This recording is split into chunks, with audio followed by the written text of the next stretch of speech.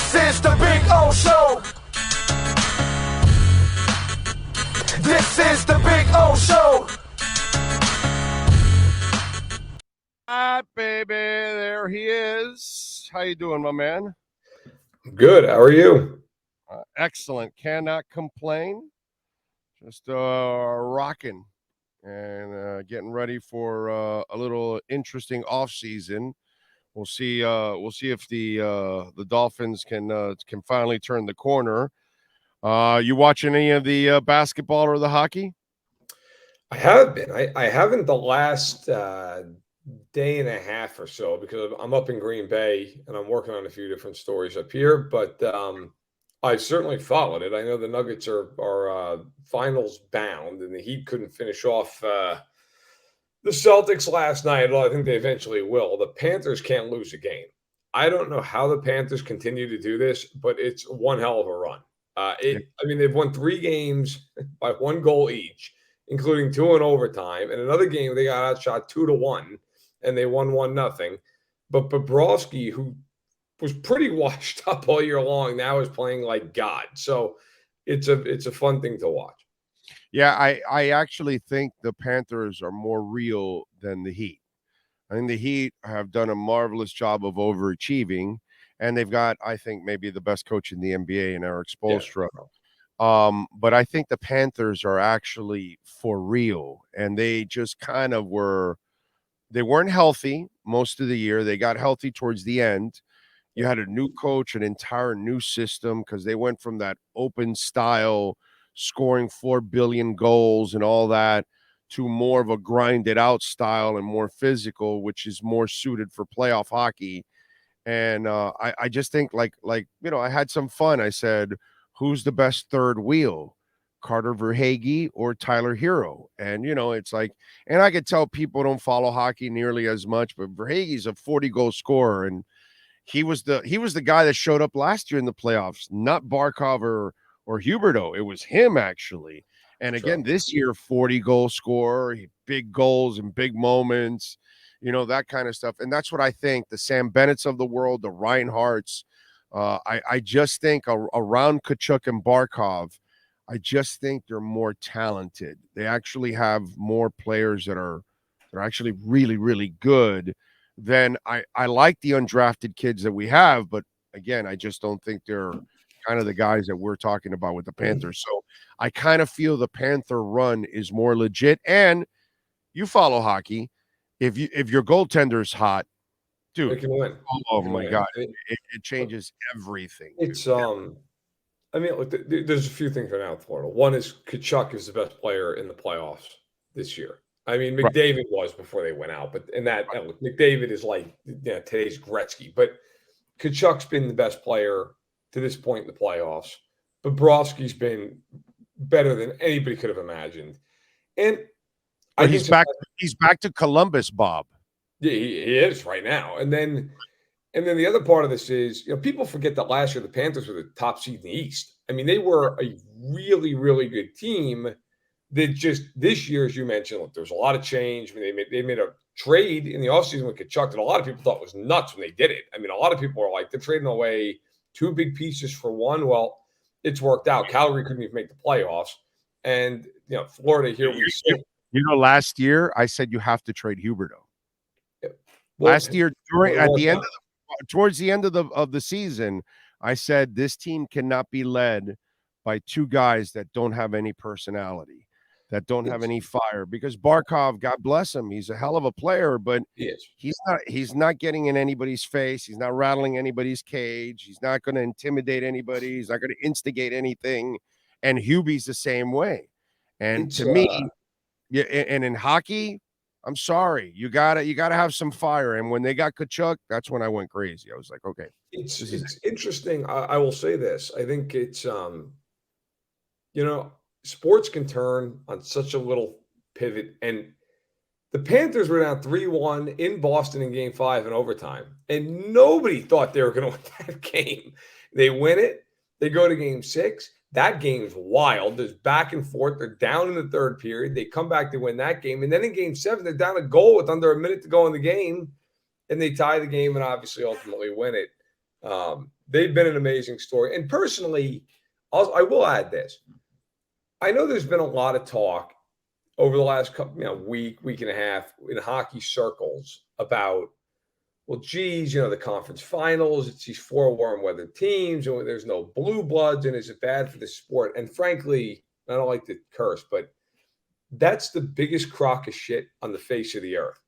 Right. People who are fans in Toronto and Boston are not going anywhere. They're going to be fans of the team. You need to grow the game in places like South Florida, where the Panthers historically have had a hard time drawing. As someone who loves they've been a bad franchise. Now they're right. I mean, they've not been competitive for most of their history. And you know what? As someone who loves the sport, who's grown up on the sport, I love turning on Game 3 and seeing that place packed. I mean, that's how you build fan bases. You win. Vegas has been one of the most successful expansion franchises in the history of pro sports. Like, they will build a fan base because it's fun, it's exciting, it's a happening. And if the Panthers continue to win, kids who are watching right now will become fans. And younger people who can start to afford it will buy season tickets. That's how you build fan base. I don't care that Toronto's not in the Eastern Conference Final. That team could go 0-82 next year and sell out every game. I don't care. You need to grow the game with these other fan bases, and it's been really fun to watch. And by the way, all the blue bloods have made it in the past. Did it make the sport that much better or anything? No, it hasn't done anything. The whole sport. The whole sport, not just these top 6 markets. Yeah. And by the way, just in case anybody listening out there, you're a Vegas fan, you have tickets. If you have an extra one, you want to invite me, I'll fly over for one of the Panthers Knights games, okay? Just in case. So if there's any offers out there for a ticket, I will fly out there and join you for a game. Have some fun. I am dying to go to a Vegas game because the presentation for the opening of the game. It's a party. Yeah, dude. Yeah. That thing must be a really good thing. All right, let's go around the NFL a little bit here. Were there tremors in New York after the calf injury for Aaron Rodgers? And you almost have to say, oh shit, 39 years old. Maybe this is why he also did not go to the OTAs. Like, does the old man really need to be there? Like yesterday, you got OTAs with the Dolphins and Teron Armstead's hanging out. Like, what do you need him out there for in OTAs? You know what I'm saying? But and I get it, new team, new players, all that kind of stuff. But some seismic readings out there after a calf injury for the 39-year-old. I mean, look, I think he should have been at the OTA, and I think he should be participating. And sometimes it's just bad luck, and these things happen. I always am concerned. I mean, look, he's had significant calf injuries before, so whenever something like that happens, you'll look at it and say, okay, is it a little thing? You're always going to get the team that says, it's nothing. He'll be back, right away. Okay, well, that's fine. But does he have another calf injury at mandatory minicamp? Is this something that lingers? I mean, when you're 39, it takes longer to recover, and you're more likely to get re-injured. And if you're the Jets, and I've said this here, I've said this a bunch of places, I've written this a bunch of places. If you're the Jets, this is your year. It has to be. This is not a 5-year trade. This is not a 3-year trade. You don't have time for that. This may not be a 2-year trade. Like, you need to win now, right now. And so the concern is, listen, do I think that this specific injury is going to hurt him long term? No. But if it becomes a recurring problem, will he play on it? Yeah. Will it impact him? Yeah. And that's where you just worry. He was not healthy a lot of those final years in Green Bay. A lot of those years he played, but he always had something going on, right? Last year, if memory serves, he had a thumb injury. There was a rib injury during the middle of the season that I think he sustained in Philadelphia. Like, those are the concerns you have, because if you're the Jets, Rodgers just playing 17 games isn't enough. He's got to be the Rodgers he was a couple of years ago. Like, playing 17 games is fine and well, but if he plays 17 games like he played last year, who cares? You're not even making the playoffs.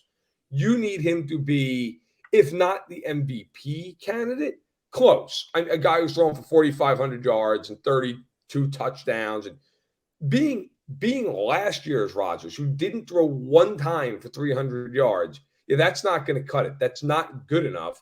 And so, anytime there's a little injury here that you always are concerned about. A guy who's 39 with a history of it.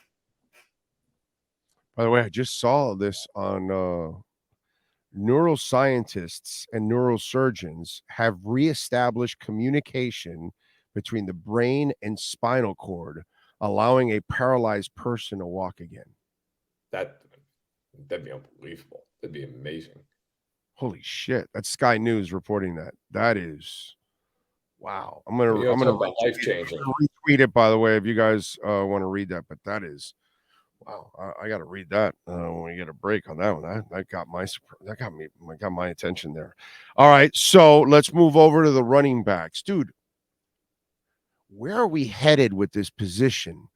Because Austin Eckler, like you're a running back and you're just the league's bitch, basically. Unless you're this Derrick Henry type that maybe, you're so freakish that, and there's only one or two every 10 or 20 years or whatever, that, okay, they're dying to re-sign you. But nowadays, running backs are one contract players more often than not.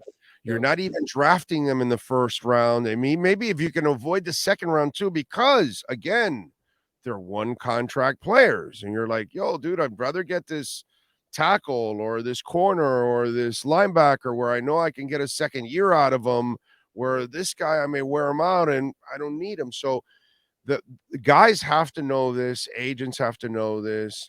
Parents have to know this. Kids are going to know about this, the way things are being treated. So Eckler has to kill himself just to get $2 million in incentives, which sure, he's going to be a free agent. It says, next year at 27 or 28, but what if you blow out your knee now, bro? And you're talking about a contact sport. Plus, nobody really gives big money to running backs. Right. On Barkley, turning down a deal that could go up to $14 million per year, which for an injury-prone running back like him, I would have taken that deal in a heartbeat, knowing now maybe this whole thing with the quarterback and the tag and all that pissed him off to the point that he doesn't want to be there anymore, because that's kind of what you're saying by turning down that contract. Like, yeah, thanks, but no thanks. I don't want to be with you guys anymore. Whatever. I don't know. But where are we headed with running backs? Because it's a dynamic that the human being has to see that you're not valued, right, like are in other positions in the league. They value a corner more and a quarterback and a tackle and a middle linebacker and whatever, but the running back, where are we headed with this position? Because everything is altered. How you draft them, how you think about them long term, what you pay them, how you use them. You and I, a lot of us grew up with bell cows. Yeah. That shit don't exist anymore, bro. It doesn't. You know what I mean? Where are we headed with the running back? I think if I'm a college running back with the hope of being drafted, I am learning how to catch the ball and I am learning how to run routes. Because to me, I think you have to be that guy to have any chance of being a 2 or 3 contract running back. I mean, you've got to almost be a receiver, right? I mean, look at who's getting paid. You mentioned Henry, because Henry is the dying dinosaur, who's a and by the way, he's having trouble for his third contract now. Even the freak that he is, there's some trepidation about, dude, this guy's got the odometer's gone around a time or two here. Are we ready to give him that? So even a freak is having trouble for his third contract. If you look around the league, I mean, Christian McCaffrey is a perfect example of he's a do-it-all. I mean, he can catch the ball. And that he got 2 big contracts beyond his rookie year. I mean, the Carolina traded him because they were rebuilding, but Carolina gave him a big deal, right? And now, actually, I should say he's playing that out. So he's on his second deal. And if he continues to play like this, he'll get a third deal. I think another example is actually, ironically, Eckler, who is on his second contract right now. But you're right, he's having a hard time getting a third one. But I think if he goes out and has 90 receptions this year, he'll get one somewhere. Now, will he get one with the Chargers? Maybe not, because they're in a cap crunch. But he'll get one somewhere. By the way, his second contract wasn't like this franchise altering No, thing. it was good, but it wasn't. It wasn't overachieved like off his first contract, so they gave him a little bit extra. You know, it wasn't yes. like anything. Yeah, But I think to have a chance to get paid a massive amount of money, you have to be able to play in the slot, play outside, catch the ball. I mean, you're otherwise teams don't run the ball enough. They just don't. I mean, most teams like and Tennessee's perfect example team does run the ball. Obviously, it's the way they like to play. But like most teams, I'll give you an example. The Chiefs just won the Super Bowl with Isaiah Pacheco. Okay. Isaiah Pacheco is probably not getting a second contract in Kansas City when the time comes. Probably just not getting it. He's a 7th-round pick out of Rutgers, who the Chiefs are going to look at and go, that's great. We're going to get, we'll get 4 years out of him. Maybe you tag him, right? If he becomes like an all-pro level player, maybe you tag him. And then you move because on. it's not a crippling number. The tag is no longer a crippling number. You can pay that. The Eagles, who are in the Super Bowl, just got an incredible year out of Miles Sanders, who also was very good the year prior. He went to Carolina. Gone, see you. Doesn't matter, right? Because when you rank the players in Philadelphia's offense, who's most important? Well, it's going to start with Hurts because he's quarterback. Then you're going to go to the 2 receivers. Then you're going to probably, before Sanders, go to every single one of those offensive linemen, right? He's like 9th, and you could argue he's less important than Goddard. He's behind corners, bro. I'm just talking the offense. I'm just talking just on the offense. He's like 9th. When you look at Kansas City, as good as Pacheco is, he's not as important as any one of those linemen. He's not as important as Mahomes. He's not as important as Kelsey. I mean, you could, and look, after that, you could make the argument, so maybe he's 8th. But, like, that's where you sit. Like, if he gets hurt, they'll plug Jerick McKinnon in. And Jerick McKinnon had 10 touchdowns last year. Like, it's fine. And that's where, I mean, Clyde Edwards-Helaire, who the Chiefs took as a luxury pick in the first round, he can't even get on the field. They don't care. Like, they declined his option. He'll be gone after next year, and they'll move on. They won't care. They won't be drafting a lot of running backs from here on out in the first round. That's going to end too for the Chiefs too, because I was surprised, honestly. And by the way, I love your point on learn to catch. Got it. You have to. It's equivalent to, you play power forward, you play center. Oh, learn to shoot the 3, dude. Yep, step out and shoot. I think the other thing too, you got to add, or I have to add, you better learn how to block for your quarterback. Because if you can't block, you're not playing. In today's game, if you can't block for the quarterback, you're coming off the field at least on 3rd down and probably on 2nd in a lot of situations. Like, you're not going to be on the field. So that's that has become even more uncomfortable than ever.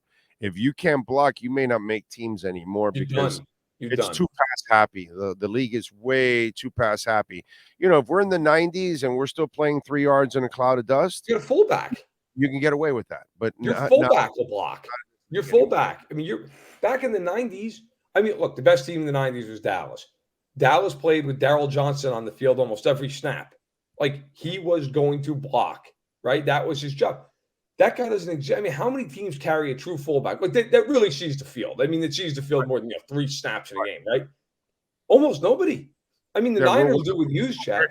We're one of the few. We're one of the few, along with the Niners.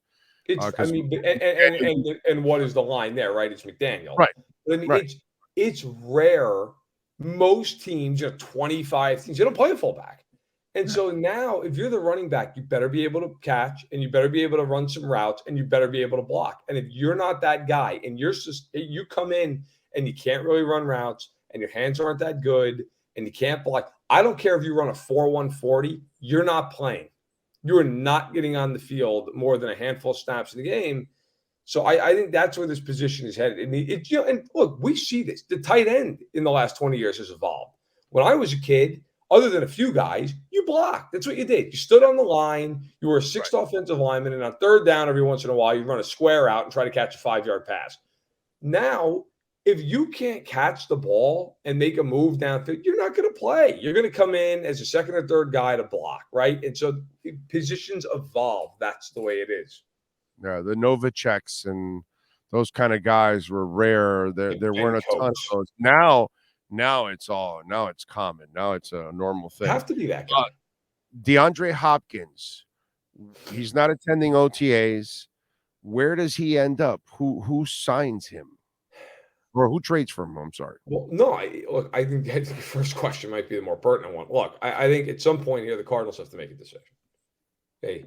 So right now, he's almost due $30 million against the cap for Arizona. To pay him that is insane. I mean, there is just no justification for it. Arizona's lucky if it wins 4 games this year. So if you're the Cardinals, you, in my eyes, have 2 options because keeping him on that number is just it's a non-starter. No, you got to trade him. You got to trade him. You can't cut him, but you got to trade him. So here are the 2 options. So once you get to June 1st, okay, then all the numbers change because it's all the post-June 1 stuff. So if I'm pulling up his contract right now, because I want to be able to give you guys a full honest answer. So his cap hit right now is 29.98. Okay. Now, if they were to just post-June 1, just flat release him, they eat $10.5 million this year and next year, but they save 19.4 this year and 14.9 next year. Now, and they're cheap, by the way. The Bidwells have always been cheap. But go ahead. One of the cheapest. So here's my takeaway on this. If you trade for him, okay, you're not paying that 29.98 number. You're paying his base, which is 19.4. The next year, should you keep him, it's 14.9, but there's no guaranteed money next year. So it's essentially a team option at 14.9. Teams have told the Cardinals at this point, we're not paying that contract. It's not going to happen. So if you're the Cardinals, this is very similar to Baker Mayfield's situation last year. If you're the Cardinals, how much money are you willing to eat to get rid of him? How much? Now, the answer is not going to be more than $10 million because at that point, you just cut him and you'd save the money. Okay. Yeah, but you got to almost do Cleveland now. What's the name of the baseball guy? Barry, something Barry, or what was the name of that guy that you traded the Osweiler for? Oh, we'll take on the Osweiler. Oh, yeah, Andrew Barry. Yeah, Andrew Barry. So I almost think like you're not going anywhere anyway. I agree. He's a commodity, and he's a guy that if certain offenses think, okay, we're close to Super Bowl, we need a franchise type guy. Let's go get that guy. I think I know they're notoriously cheap, as I mentioned, but if you're not going anywhere, you have the cap space. My Lord, you print money like it's going. You print more money than the Federal Reserve in the NFL. I'm with you. I think you have to actually take the Cleveland route and be willing to swallow money so you can then absorb as many picks as possible. I agree. To me, that's the answer forward. Is that that's what they should do? Is what Arizona should do? Say, look, we'll eat some of the contract, and the more we eat, the better the pick. Now, I don't think they're getting anything like. I think their ceiling would be probably like a mid-round pick, right? Like a 4th-round pick or something. But if you're Arizona, you need that 4th-round pick. You need whatever you can get. Maybe, so maybe even get a 7th or a 4th and a 7th or something. Okay, fine. I mean, it's better than what you've got. And you still save money against the cap. And you can roll that cap relief over into the following years, and that opens up some space for you. I think for Arizona, you have to move him. Now, if he gets moved, which again, I believe he will, I still look at now Buffalo at this point. Buffalo said that they're out. They're not involved anymore. I still think the Giants make a ton of sense. In the offseason, by the way, Bean kind of warned everybody about the fiscal issues. They weren't going to do that yet. Yeah, they kind of warned everybody. It's kind of like they kind of told you that, hey, bro, we're not going to have the kind of wallet and checkbook that you guys think we're going to have here because when you actually hit on picks, you have to re-sign them, dude. Yes. Well, so, I mean, hell, he was very open about the fact that the combine. He's like, the next 2 years, we're not signing guys. I mean, it's just not going to happen. They're not going to make big moves. So they're out at least what they say on Hopkins. Now, where could he go? I always, when you're talking about stars, look at the Cowboys and I'm like, okay, but they got cooked, so I don't think they make sense. They don't make sense. Ravens are the ones. The Ravens got their guys. The Giants make sense to me. Oh, well, they drafted one too. That's right. Yeah, the Giants to me make sense. The Giants make sense. Okay. Kansas City makes sense. Like they took Rice in the 2nd round. Let me say this: I do not think the Chiefs will go get Hopkins. I don't. But their number 1 receiver right now is Kadarius Toney or Marcus Valdes-Scantling. Now, of course, they have Kelsey, so like he's really your number 1 receiver. But it seems to me like they have big plans for Toney this year. They have huge plans. Like they're hoping he's. Yeah, I think they're hoping he takes that next step finally. Yeah, and that's why I don't think they'll do it because they do have. I mean, look, in the end, they love Tony. MVS is a quality receiver. They have Kelsey, and then they drafted 2 guys in the second round each of the last 2 years. So I think they're probably set. If the Raiders cut Renfro, like they've got a need. I mean, they have who else is playing receiver for them other than Devontae Adams? So I know they brought in Jacoby Myers. Like I get it, but Jacoby Myers is not DeAndre Hopkins. So the Raiders are interesting, and they've been thrown around a little bit. In the end, I do think at some point here, if you're the Cardinals, you got to just trade the team that gives you the best offer. You don't care if they're even in division, right? I mean, who cares? Right. You just got to get the best offer. I think they will move him, and I think they're going to end up just eating some of this contract. They're going to have to because nobody's trading for him on 19.4. It's just not going to happen. My boy, Jay Skursky, who covers the Buffalo Bills for many years for the Buffalo News. Do you know Jay? I know who he is. I don't know him personally, but I know who he is. Okay.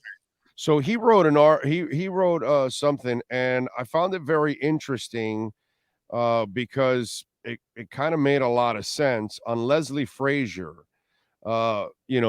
taking a sabbatical.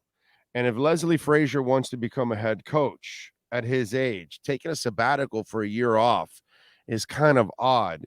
He goes, it's hard to see how stepping away from the game for a year would benefit Frazier in his quest to become a head coach. With that in mind, it feels as if Frazier's decision to do so maybe wasn't his idea in the first place. That's just speculation on my part because Frazier has curiously not offered up his side of the story. Perhaps one day that will change. But until it does, all we can do is speculate. And it did with the announcement was made that it still feels to me as if Frazier has coached his last game with the Bills. Your thoughts on that? Because that is kind of the defense did kind of underachieve last year. Okay. Yep. So, but it's kind of strange. Yeah. If Leslie really wants to be a head coach, taking a year off at this stage of his career, that's really weird. You know what I'm saying? Now, if he's having health issues, nobody knows. But what do you think about that? Because that is kind of interesting what Jay brings up. Well, you hear, I mean, look, you always have to be careful with this kind of stuff because you hear a lot of things.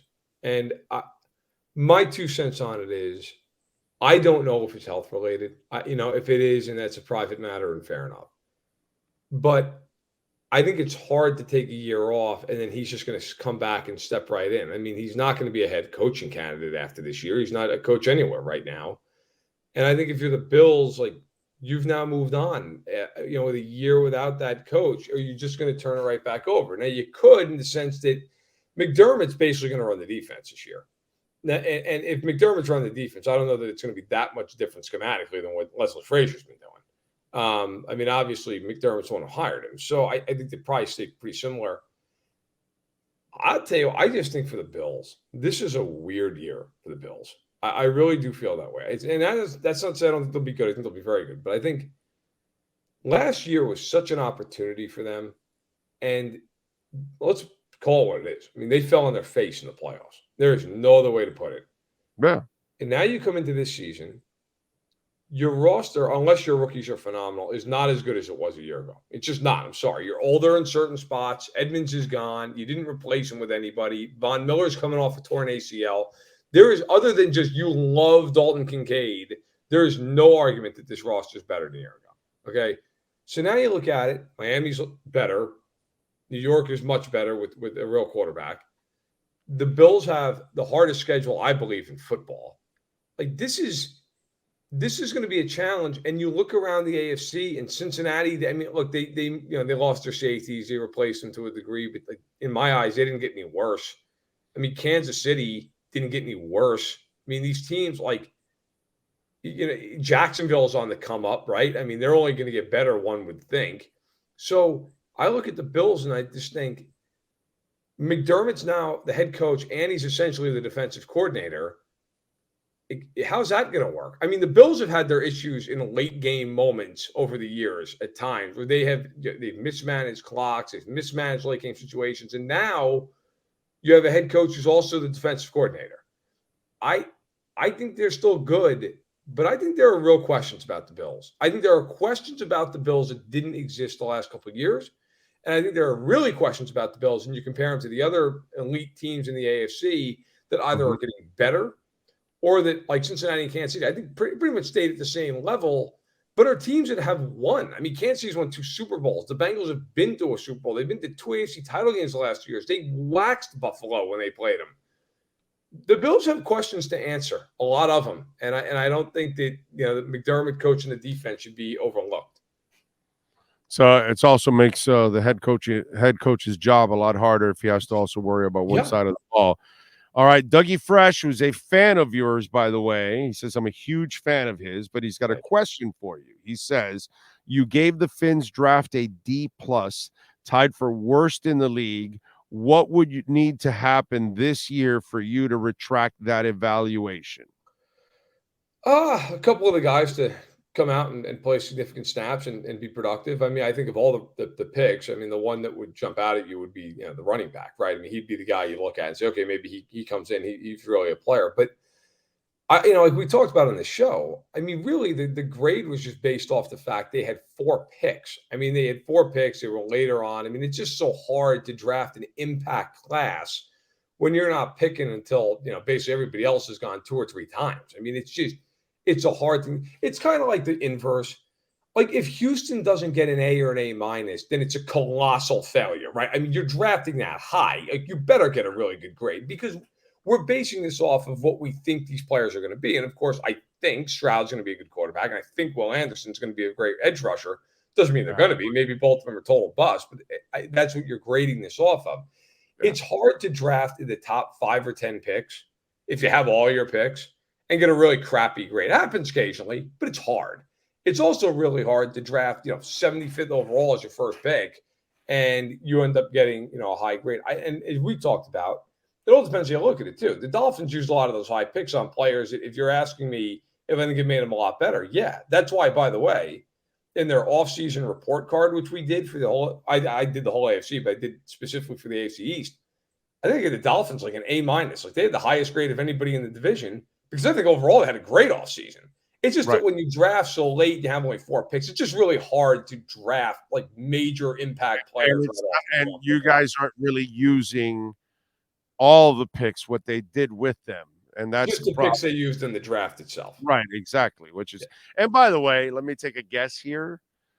This is like every other site. This is kind of editor driven anyways. It's not really what a writer wants to do because most of us that follow this, we know we really can't grade this stuff till 2 or 3 years down the line. So not that you want to throw any of your editors under the bus, but I've been in that world and they all want a mock draft and then they all want grades.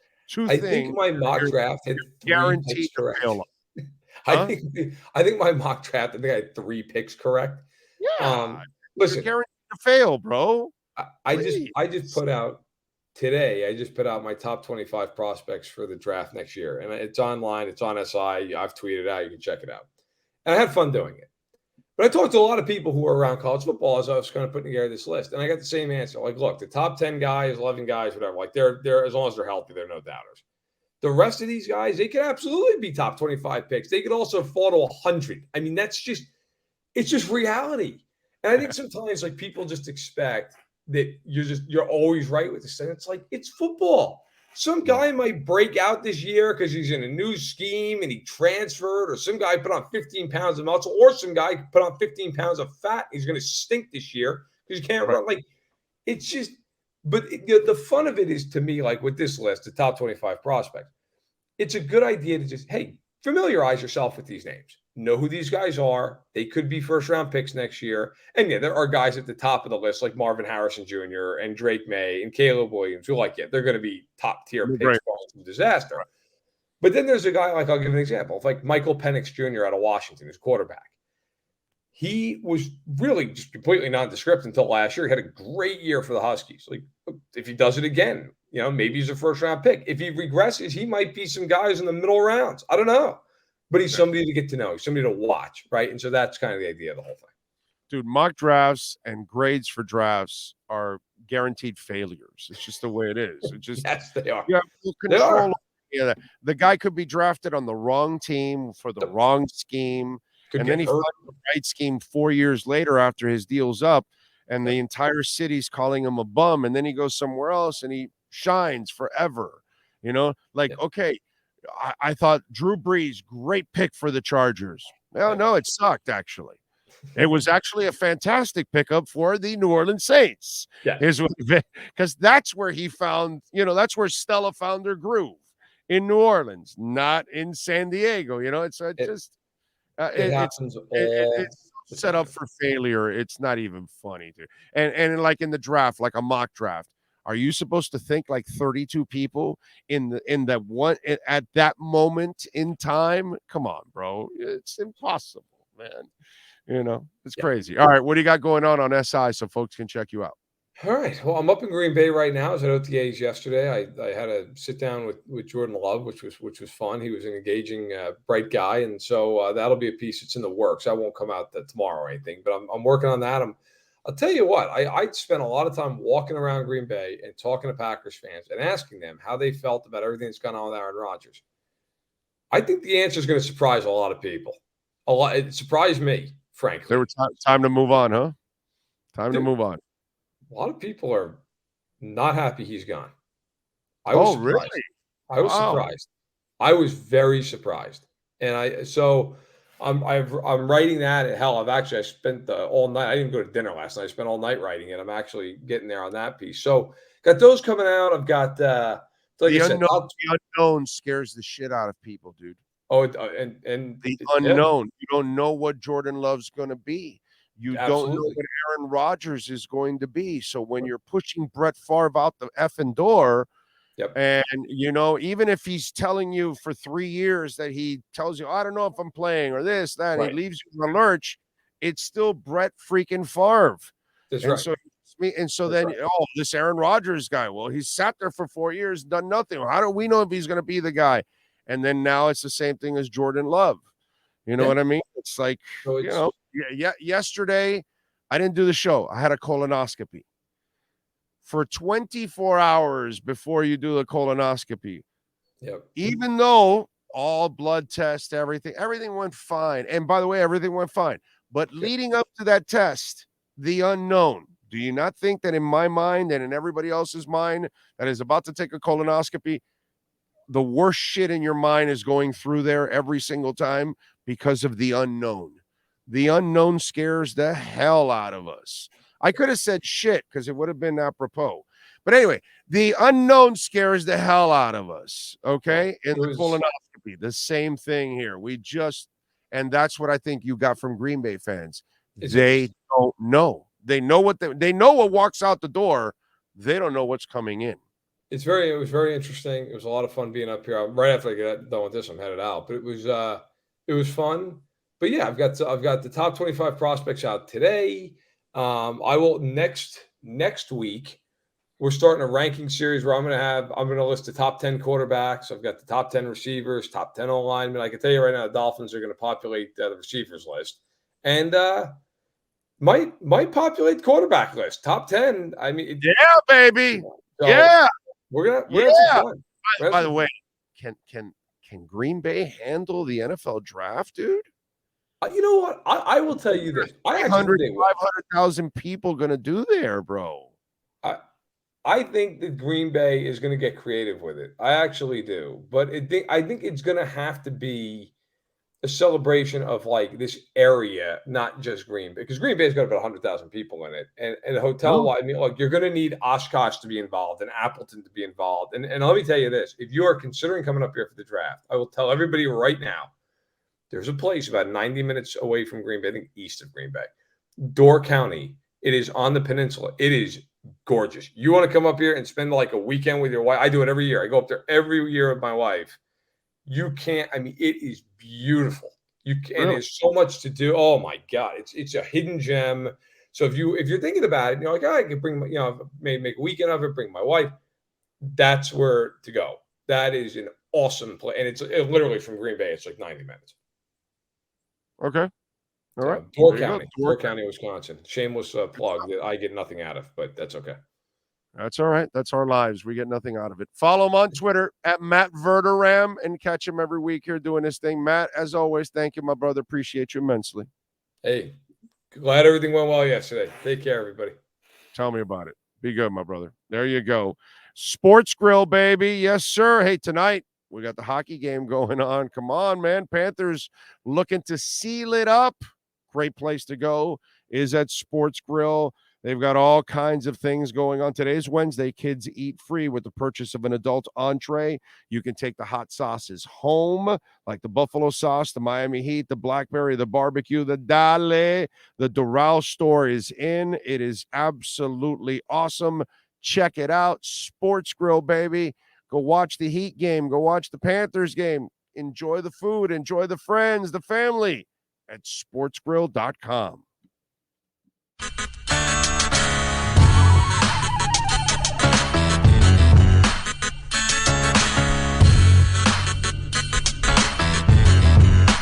This is the Big O Show.